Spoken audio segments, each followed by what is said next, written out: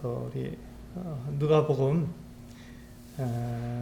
64번째 시간 누가복음 23장 26절에서 38절에 있는 말씀을 통해서 우리 하나님의 말씀을 배워보도록 하겠습니다. 제목은요, 유대인의 왕입니다. 유대인의 왕.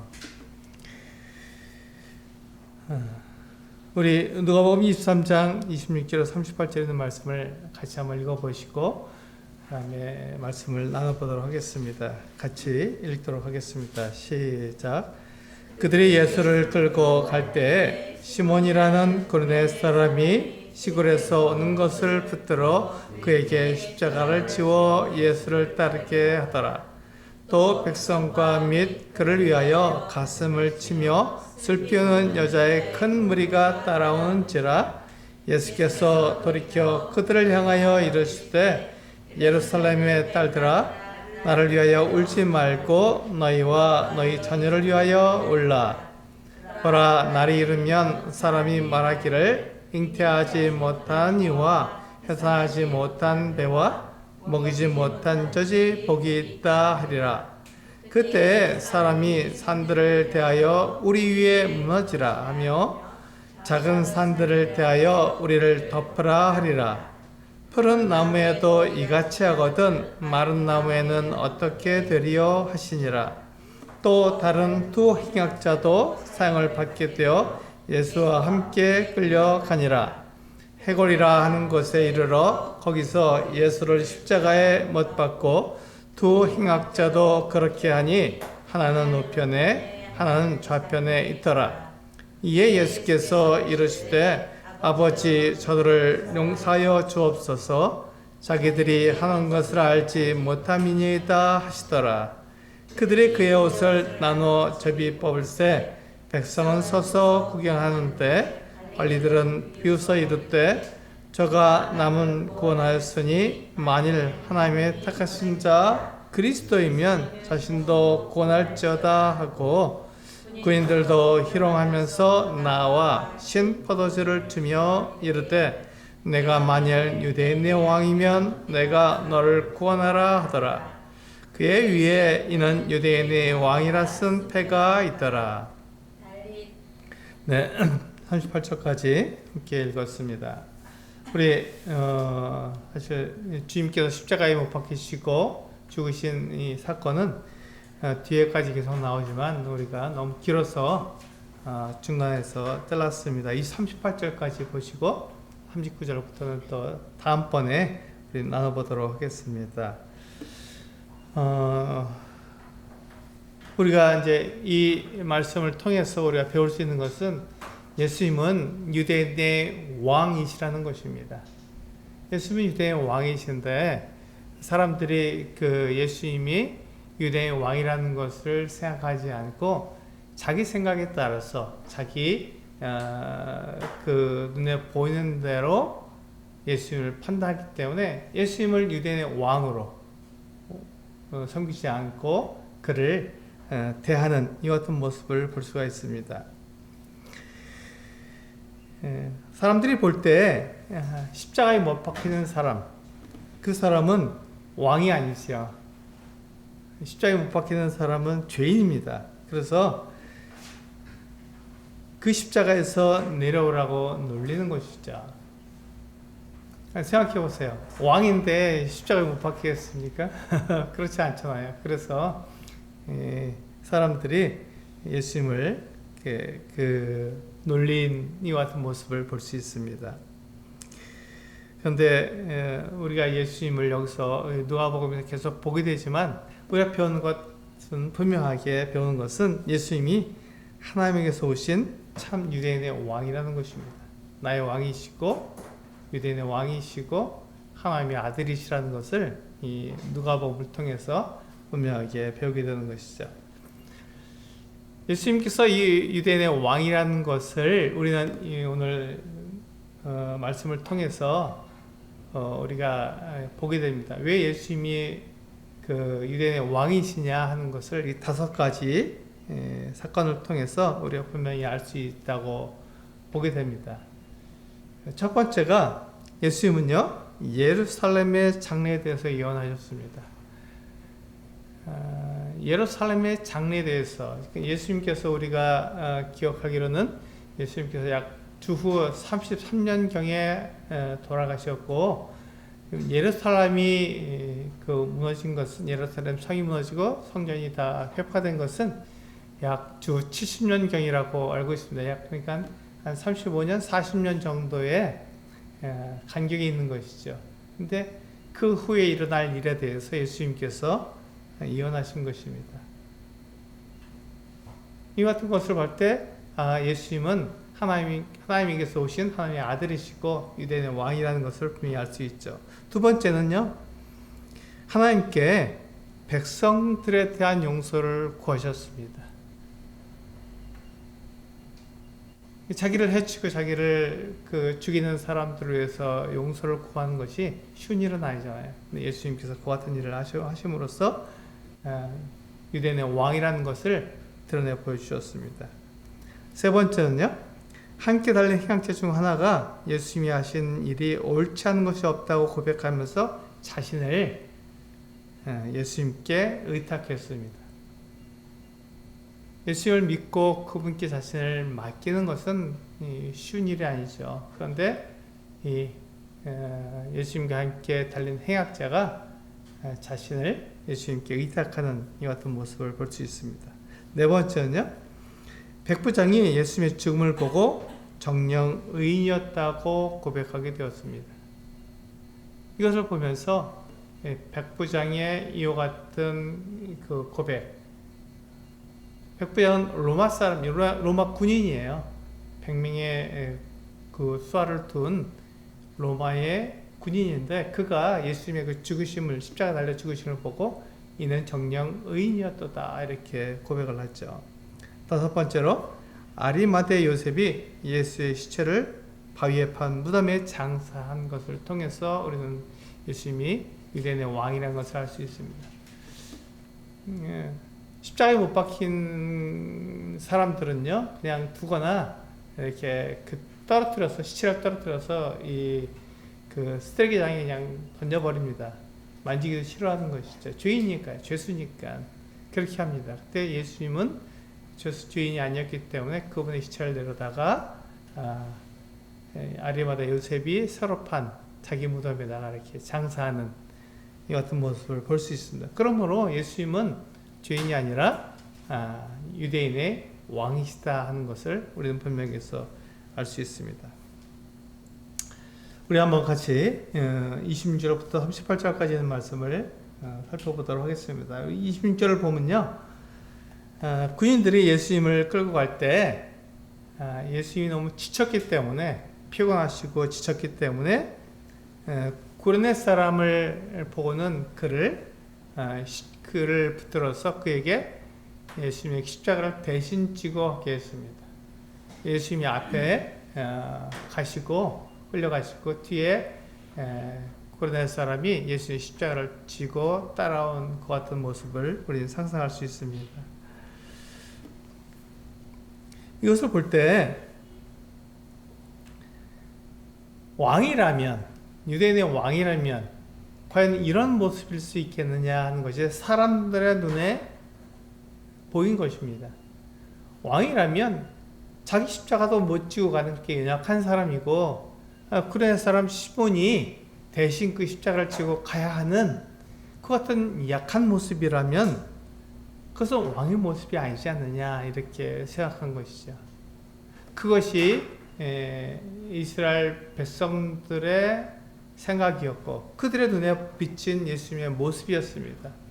예수님은 강한 분이 아니에요.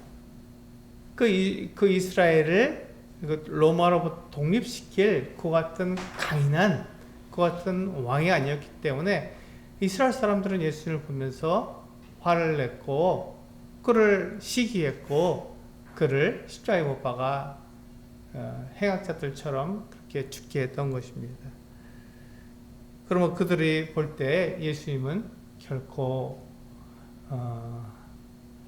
왕의 모습이 아니었던 것이죠. 우리 이사야서 53장 3절에서 5절 말씀을 보면요, 지금 그 이야기를 하고 있습니다. 이사야는 예수님이 태어나시기 전 700년 전 사람이었기 때문에 이사야 선지자가 이 고난받는 종에 대해서, 고난받는 하나님의 아들에 대해서 이와 같이 예언한 것입니다. 우리 3절에서 5절까지 하는 말씀을 같이 한번 읽어보겠습니다.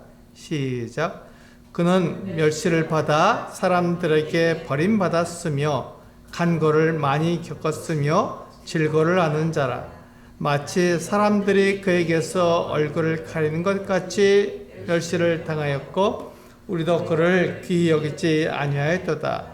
그는 실로 우리의 질고를 지고 우리의 슬픔을 당하였거늘 우리는 생각하기를 그는 징벌을 받아 하나님께 맞으며 고난을 당한다 하였노라.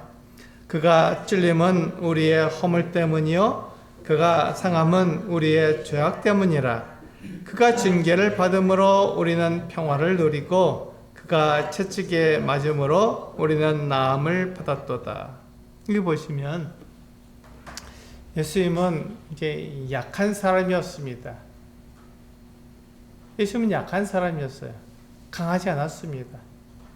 그렇기 때문에 그 예수님의 그 모습을 이사야가 예언하면서 이와 같은 모습으로 우리들에게 오실 것이다.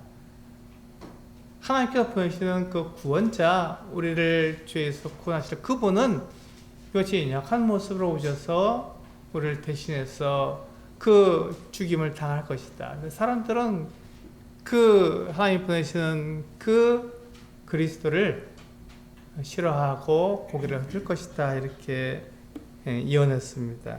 그 모습입니다. 예수님께서 이 세상에 오셔서 사람들에게 나타나신 모습은 바로 이 하나님께서 약속하시고 미리 말씀하신 그 말씀 그대로를 우리들에게 보여주는 그 같은 모습이었습니다.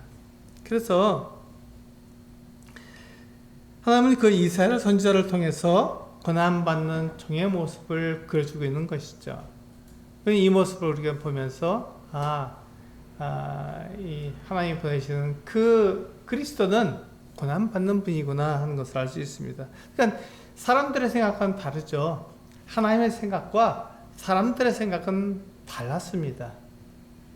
하나님은 그렇게 해서 하나님의 뜻을 이루고 하나님의 계획을 이루는 그 같은 아름다운 이 하나님이 보내신 그리스도의 모습을 보여주셨는데 사람들은 그런 모습을 원하는 것이 아니라 강하고 또 사람들을 호령하고 사람들을 군림하면서 사람들을 그 이스라엘 사람들을 그 로마로부터 독립시켜주는 그 같은 강한 왕의 모습을 생각했던 것이죠. 이사야서 53장 이 말씀은요, 사도행전 8장에 보면은 에디오피아 여왕 간다게 여왕의 이름입니다.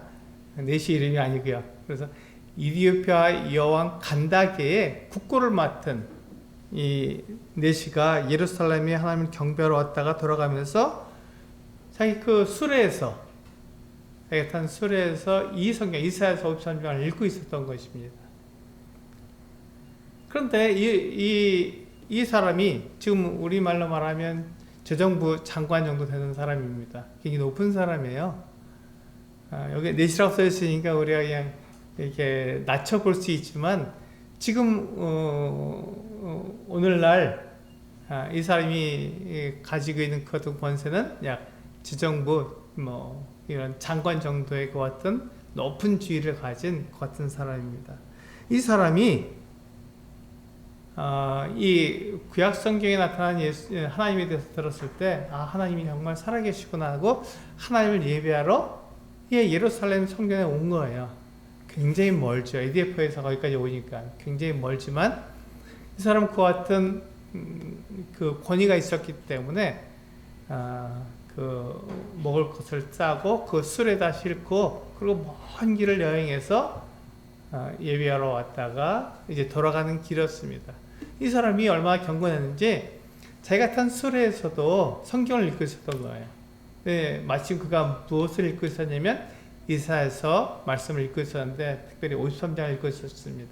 이사야서 53장은 고난받는 하나님의 종에 대해서 기록한 거잖아요. 바로 우리 앞에서 봤습니다.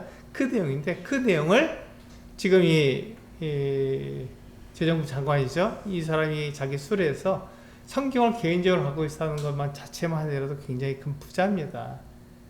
굉장히 큰 권위를 갖고 있는 거예요. 이 성경은 개인적으로 못 가질 만큼 비싼 거고 굉장히 값 나가는 그런 물건이었거든요. 근데 그것을 이사야서를 가지고 그 수레에서 읽고 있었던 것이죠.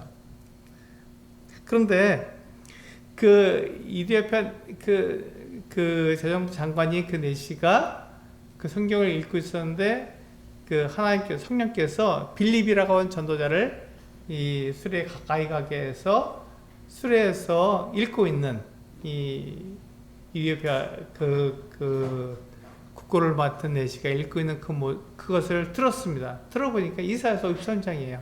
바로 예수 그리스도에 대해서 이사야가 예언한 그 내용이잖아요. 그래서 이 빌립이 수레에 있는 그 사람에게 그 내시에게 물었습니다. 네가 있는 것을 깨닫느냐 하고 물었더니 가르쳐주는 사람이 없는데 어떻게 알 수 있느냐. 이게 지금 이사야 본인을 얘기하는 거냐 아니면 다른 사람을 가르쳐서 얘기하는 것이냐 이렇게 물은 거예요. 모르니까요. 그래서 이 빌립이 수레에 올라타서 그 이디오피아 내시에게 예수님에 대해서 알려주고 복음을 전하게 되었습니다. 그 복음을 들은 이 에티오피아 이 내시가 그 복음을 듣고 예수를 믿게 된 거예요. 아, 예수님이 바로 하나님의 아들이시고 하나님이 보내신 그리스도시구나 하는 것을 믿게 되어서 이제 이 에티오피아 내시가 가다가 그 물이 있는 것을 보고는 수레를 멈추기 위해서 거기서 내려서 물에 내려가서 거기서 세례를 받고 올라오게 되었습니다. 이 에티오피아 내시처럼 고난당한 하나님의 종에 대해 읽으면서도 그것이 유대인의 왕을 말하는 것인지 선지자 이사야를 말하는 것인지 알지 못할 수가 있는 것입니다. 그 성경을 읽고 있으면서도 그게 누구를 가리켜서 말하는 건지 모를 수 있다는 것이죠. 그래서 우리는 성경이 무엇을 말하는지 배워야 되고 알아야 되는 것입니다. 마침 빌립이 성령에 의해서 이 내시에게 가서 그가 지금 있는 것을 깨닫지 못하기 때문에 깨닫도록 도와주고 그로 하여금 예수 그리스도를 믿을 수 있도록 도와줘서 이제 그가 에티오피아에 갔을 때 어떻게 했습니까? 에티오피아 복음에 굉장한 진보를 이루는 그 같은 사람이 되었던 것입니다. 굉장히 놀랍죠. 그 다음에 보시면요. 27절에 보시면 또 백성과 및 그를 위하여 가슴을 치며 슬피는 여자의 큰 무리가 따라온지라 이렇게 되어 있습니다. 예수님께서 이제 십자가를 골고다를 향해서 이렇게 나아가실 때 그 뒤를 따르는 무리들이 있었다는 것입니다. 그래서 그들에게 뭐라고 말씀하셨냐면은 예루살렘의 딸들아 나를 위하여 울지 말고 너희와 너희 자녀를 위하여 울라. 보라 날이 이르면 사람이 말하기를 잉태하지 못한 이와 해산하지 못한 배와 먹이지 못한 젖이 복이 있다 하리라. 이렇게 말씀하셨어요. 이 말씀은 앞으로 있게 될 예루살렘에 있게 될 어떤 비극을 말씀하고 있는 것입니다.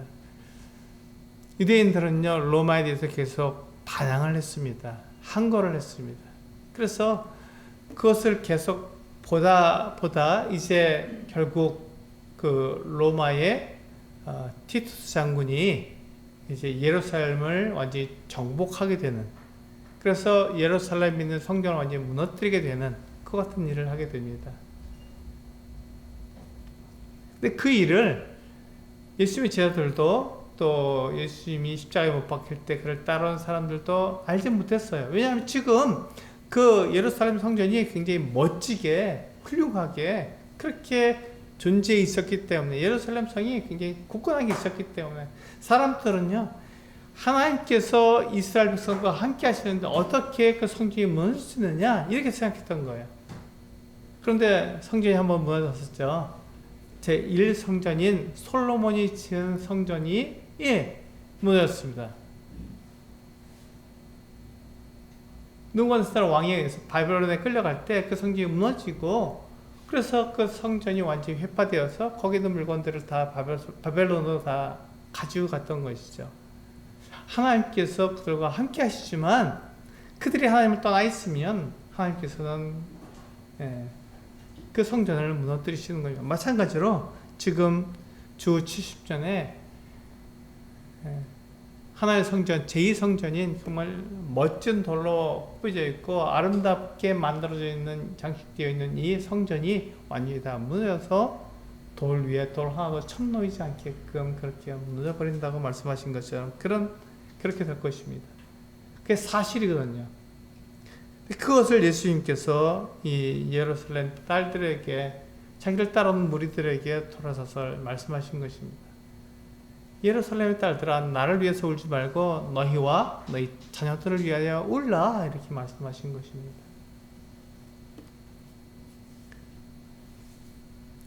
예수님은요, 주 70년 일어날 예루살렘의 멸망과 성전의 파괴를 하셨고, 그것을 말씀하시면서 나를 위해 울지 말고 너희와 너희 자녀를 위하여 울라고 말씀하셨습니다. 이게 바로 예수님께서 유대인의 왕으로 오신 분이시고 하나님으로부터 오시는 하나님의 아들이라는 것을 우리들에게 분명히 보여주고 있는 것입니다. 어떻게 장래에 일어날 일을 그렇게 정확하게 말씀할 수 있냐 하는 것입니다. 우리는 그것을 알지 못하지만 예수 그리스도는 그 같은 일들을 정확히 알고 있었던 것입니다.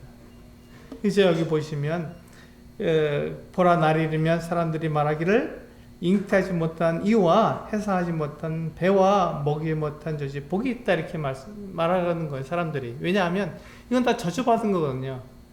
이거는 하나님께서 이스라엘 백성들에게 뭐라고 말씀하셨냐면 생육하고 번성하라고 말씀하셨어요.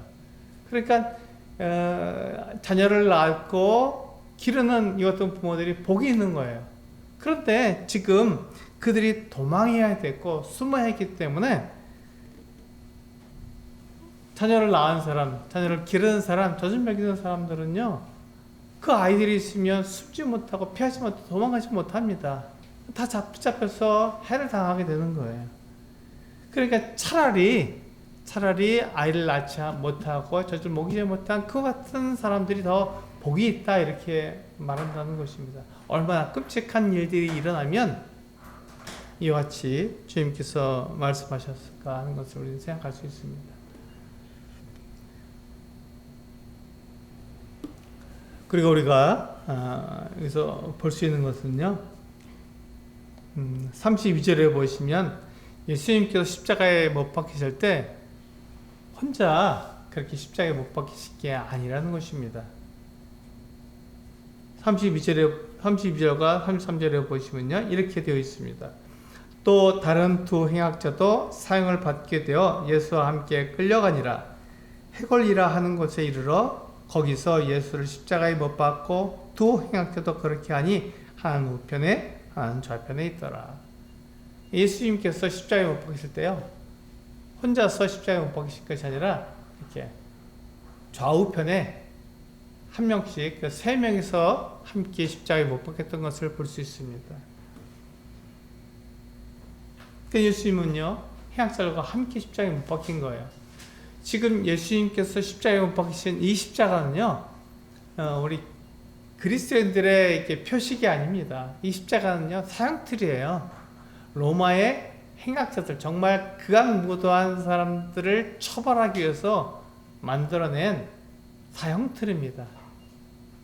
오늘날 이게 너무 끔찍하기 때문에 이 사형틀을 사용하지 않습니다. 우리는 그냥 그렇게 목을 메어 죽기도 하고 전기 의자에서 이렇게 죽기도 하고 아주 빠른 시간에 고통 없이 죽게 만드는 것이 오늘 사형의 모습입니다. 그런데 예전에는요, 이 십자가는 그렇게 쉽게 만들지 않았어요. 아주 고통을 있는 대로 받도록 만들었습니다. 그래서 나무에다 그냥 달아놓은 거예요. 매달아 놓은 거예요. 그래서 천천히 죽어가도록. 그래서 죽음의 고통을 다 느끼고 좀 건장한 사람들은요, 뭐 3일, 4일 동안 살아서 죽음의 고통을 다 그 수치와 모욕을 다 경험하도록 그렇게 만들어놨다고 합니다. 빠른 사람은 하루 만에 죽기도 하고, 예수님 빨리 죽으셨죠. 그만큼 지치셨기 때문에 빨리 죽으셨습니다. 그런데 예수님이 죽은 것도 한 6시간 정도 걸렸어요. 그러니까 죽음을 하나씩 다 맛보고 죽도록 그렇게 만들어낸 정말 끔찍한 사역들입니다. 그런데 예수님은요, 그 십자가 달리실 때 그냥 달리신 것이 아니라 행악자들과 함께 달리셨어요. 그래서 예수님은 사람들이 어떻게 생각하냐면 그는 유대인의 왕이라고 생각하지 않고 행악자 중에 한 명이라고 생각했던 것입니다. 행악자들과 같이 달렸고 같이 그 끔찍한 사역들에 매달렸기 때문에 예수님은 왕이 아니라 범죄자다 이렇게 생각했던 것이죠. 우리 똑같이 이사야서 53장 10절에 보시면요, 같이 한번 읽어보겠습니다. 여기 보면 분명히 그렇게 이야기하고 있는 거예요. 같이 한번 읽어보겠습니다. 시작. 그러므로 내가 그에게 존귀한 자와 함께 몫을 받게 하며 강한 자와 함께 탈취한 것을 나누게 하리니 이는 그가 자기 영혼을 버려 사망에 이르게 하며 범죄자 중 하나로 헤아림을 받았음이니라. 그러나 그가 많은 사람의 죄를 담당하며 범죄자를 위하여 기도하였느니라. 이사야 63장의 마지막 절입니다. 12절은요. 마지막 절인데 거기서 보면 그가 하나님께서 보여주시는 그 그리스도가 하나님의 그 아들이 범죄자 중 하나로 헤아림을 받았다는 것입니다. 왜냐하면 범죄자와 함께 죽었기 때문에 그렇습니다. 지금 예수님께서 그 말씀을 이루시면서 범죄자들과 함께 십자가에 못 박히셨고 범죄자들과 함께 죽게 된 것입니다. 그러니까 사람들이 생각할 때 예수님을 유대인의 왕으로 생각하지 않고 범죄자 중에 하나로 생각했던 것이죠. 이것이 예수님의 모습이었습니다. 사람들이 보는 예수님의 모습이었어요. 범죄자 중에 하나다. 어떻게 유대인의 왕이 되느냐 이렇게 생각했던 것이죠. 그래서 우리는 내 눈이 보는 것이 근거가 되는 것이 아니라요, 하나님께서 말씀하시고 약속하신 것이 근거가 됩니다. 우리는 일반적으로 내가 보는 대로, 내가 생각하는 대로 그것이 그렇게 될 것이라고 생각하지만 하나님께서 우리에게 말씀해 주셨습니다. 약속해 주신 거예요. 하나님의 그 말씀과 하나님의 약속이 우리의 근거가 돼서 그것을 기초로 해서 하나님의 아들이 우리에게 나타내 주신 것이죠. 그분이 바로 유대인의 왕이다 이렇게 말씀하고 있는 것입니다. 34절을 보시면 이렇게 예수님께서 기도하고 계시죠. 같이 한번 읽어보실까요? 34절 전체 읽어보겠습니다. 시작. 이에 예수께서 이르실 때 아버지 저들을 사하여 주옵소서, 자기들이 하는 것을 알지 못함이니이다 하시더라. 그들이 그의 옷을 나눠 제비 뽑을세. 그렇습니다. 여기 보시면 예수님께서요, 그 사람들 자기들을 재판에 넘겨주고 자기들을 채찍질하고 십자가에 못 박고 또 자기 옷을 제비 뽑는 사람들을 향해서 이와 같이 기도한 것입니다. 아버지여 저들을 사하여 주옵소서, 자기들이 하는 것을 알지 못함이니이다 이렇게 기도하신 것입니다. 누가 자기를 해치고 죽이는 자들을 위해서 하나님께 기도할 수 있겠습니까? 이 말씀이 바로 예수 그리스도께서 유대인의 왕이다 하는 것을 우리들에게 분명하게 보여주고 있는 말씀입니다. 우리 고린도전서 2장 6절에서 8절 말씀을 보면요, 여기서 분명하게 우리들에게 말씀하고 있습니다. 우리 고린도전서 2장 6절에서 8절 말씀을 같이 읽어보시겠습니다. 시작. 그러나 우리가 온전한 자들 중에서는 지혜를 말하노니 이는 이 세상의 지혜가 아니요 또 이 세상에서 없을 통치자들의 지혜도 아니요 오직 미란 가운데 있는 하나님의 지혜를 말하는 것으로서 곧 감춰졌던 것인데 하나님이 우리의 영광을 위하여 만세 전에 미리 정하신 것이라. 이 지혜는 이 세대의 통치자들이 한 사람도 알지 못하였나니 만일 알았더라면 영광의 주를 십자가에 못 박지 아니하였으리라. 그렇습니다. 이 세상의 지혜, 지혜로운 사람들, 똑똑한 사람들, 많이 배운 사람들, 그런 사람들이 있지만 그들이 하나님의 아들 예수 그리스도를 보면서 자기들의 생각을 가지고 예수님을 판단했기 때문에 알지 못했다는 것입니다. 그래서 예수님이 뭐라고 말씀하셨냐면 이 세상의 지혜가 아니다. 이 세상의 통치자들의 지혜가 아니다. 하나님의 지혜다. 영원 전부터 준비하시고 하나님께서 계획하신 하나님의 지혜가 우리들에게 알려주고 있는 것이다. 근데 그 지혜로 우리가 생각할 때 그분 하나님의 아들이시다. 유대인의 왕이시다. 이렇게 얘기하는 거예요. 그런데 이 세상의 지혜를 가지고 우리가 예수님을 바라보게 된다면 예수님은 결코 왕이 아니시다. 만약 그분이 왕이라는 걸 알았다면 사람들이 그분을 십자가에 못 박았겠습니까? 그렇지 않죠. 영광의 주를 십자가에 못 박지 않았을 것이다. 이렇게 말씀하고 있는 거예요. 그렇습니다. 그게 지금 바울이 고린도 사람들에게 알려주고 있는 거예요. 잘 몰라서 무지해서 이와 같은 일을 했다라고 말하고 있는 것이죠. 오늘 말씀도 그렇습니다. 예수님께서 이 사람들을 불쌍히 보신 거예요. 자기에게 그 같은 해를 가하는 사람들을 불쌍하게 여기신 거예요. 그래서 그들을 향해서 하나님께 아버지 저들을 사할 수 없어서 저들이 하는 것을 알지 못합니다. 이렇게 이야기한 것이죠. 예수님을 십자가에 못 박는 사람들, 예수님을 희롱한 사람들은 그들이 누구에게 그렇게 하는지 알지 못한 것입니다. 사실 이 누가복음 23장 34절 말씀은요, 제가 예수를 믿게 된 그 같은 말씀입니다. 저는 예수님을 알지 못했습니다. 그런데 이제 오래전이죠. 제가 고등학교 2학년 때 저에게 복음을 제준 형제가 이 말씀을 열어서 저에게 보여준 거예요. 예수님이 누구시냐? 바로 이와 같은 분이시다. 예수님은 기도하실 때, 십자가에서 기도하실 때 이렇게 기도하셨다. 아버지, 저들을 사하여 주옵소서. 자기들이 하는 것을 알지 못합니다. 이렇게 기도했다. 저는 이 말씀을 제가 들었을 때 정말 놀랐던 거예요. 어떻게 자기를 해치는 사람, 자기를 죽이는 사람들을 위해서 기도할 수 있느냐? 이는 하나님의 아들이 아니고는 결코 이와 같은 일을 할 수 없다고 생각했기 때문에 제가 그날 예수 그리스도를 저의 왕으로, 제 주님으로 제가 믿기로 고백하고 지금까지 예수 그리스도를 믿고 살고 있습니다.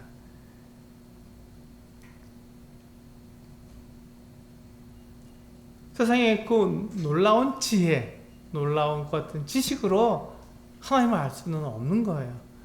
하나님께서 말씀하신 것을 내가 들었을 때 정말 그렇구나, 내가 알아보니까 그분이 정말 하나님의 아들이시구나, 정말 나의 왕이시구나 하는 것을 내가 고백하게 될 때 바로 그때 예수님은 나에게 왕이 되시고 나에게 하나님이 되시는 것입니다.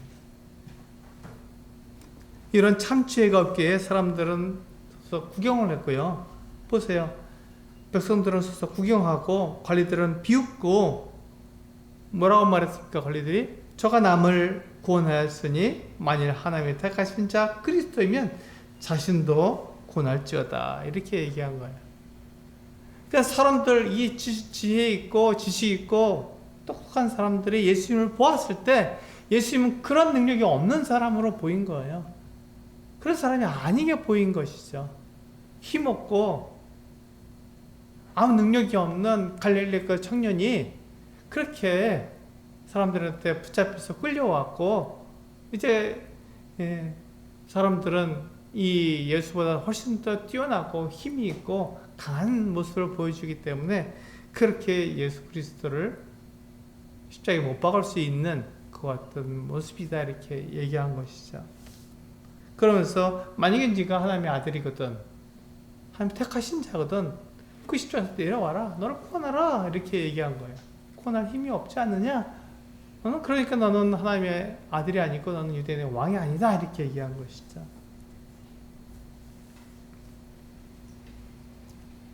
36절에 보면요, 구인들이 희롱하면서 예수님께 신포도주를 주었습니다. 이 신포도주는 보통 마취의 그런 역할을 하기 때문에 마취제로 많이 사용합니다. 그리고 신포도주를 먹는 사람들이 막 몸서리 치잖아요. 잘 먹지 않으려고 합니다. 근데 예수님께 이 신포도주를 이렇게 마시게 준 거예요. 예수님께서 받지 않으셨죠. 왜 그렇습니까? 예수님께서는 그 고통을, 사람들을 대신해서 고통을 받는 것을 온전히 다 받으셔야 했기 때문에 그 마취제를 예수님께서 받지 않으셨고 그것을 거절하셨습니다. 그리고는 그 고난, 그 어려움, 그 괴로움을 온전히 다 받아내신 거예요. 감내하신 거예요. 누구를 위해서? 사람들을 위해서 그렇게 하신 것입니다. 이게 바로 예수님께서 하나님의 아들이시고 유대인의 왕이라는 그 같은 놀라운 모습을 우리에게 보여주고 있습니다.